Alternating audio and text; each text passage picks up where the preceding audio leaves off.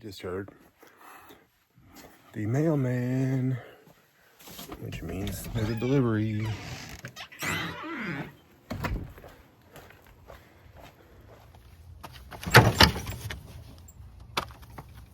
And there we go.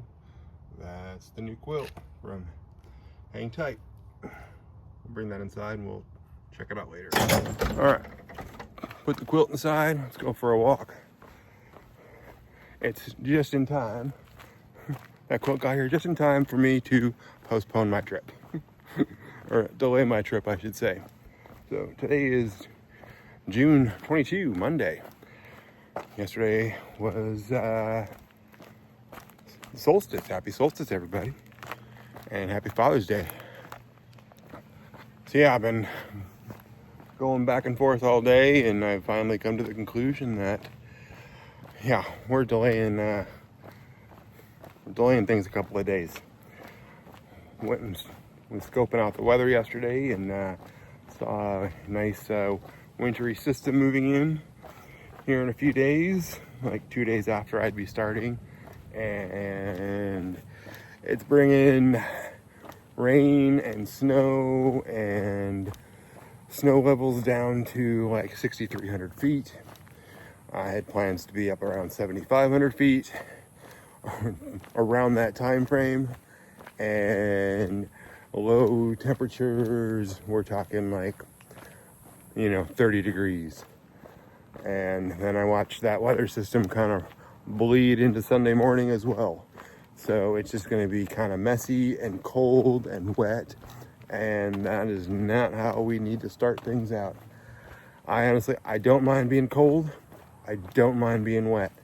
I cannot stand being cold and wet at the same time. Fuck no. And we just got that new quilt, so I don't necessarily want to test the boundaries of a brand new piece of gear. So yeah, we're gonna push it off. Was gonna get dropped off in Crater on the 24th. Now I'm gonna get dropped off Monday the 29th.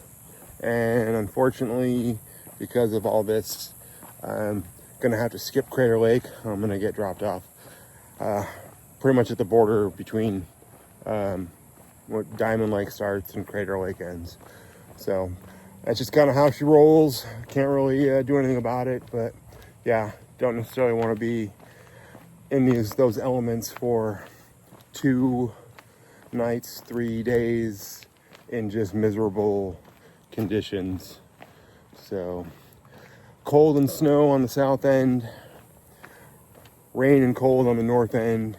I looked at flip-flopping, starting in Sister and going down to Crater, hopping into Elk Lake or something, some salvation from the cold. But there's no laundry there, so if my shit was soaked, I can't do anything about it there. So yeah, it just made prudent sense to not risk things and be stupid, and let's go have some fun and enjoy the woods. I was gonna drop off my resupply box yesterday, but then when I saw the weather systems, and I just kind of started looking at, okay, what are my plans? How's this gonna affect my plans? What are my options?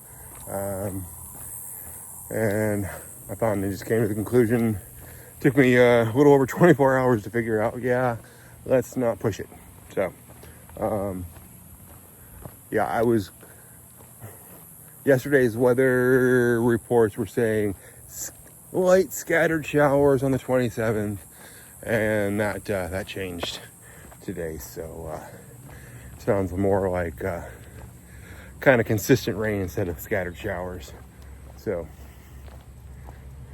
that's what it is. We're going to be on the trail later than sooner, unfortunately, but we got a few extra days to prep, get everything dialed in, and set ourselves up for success and comfort.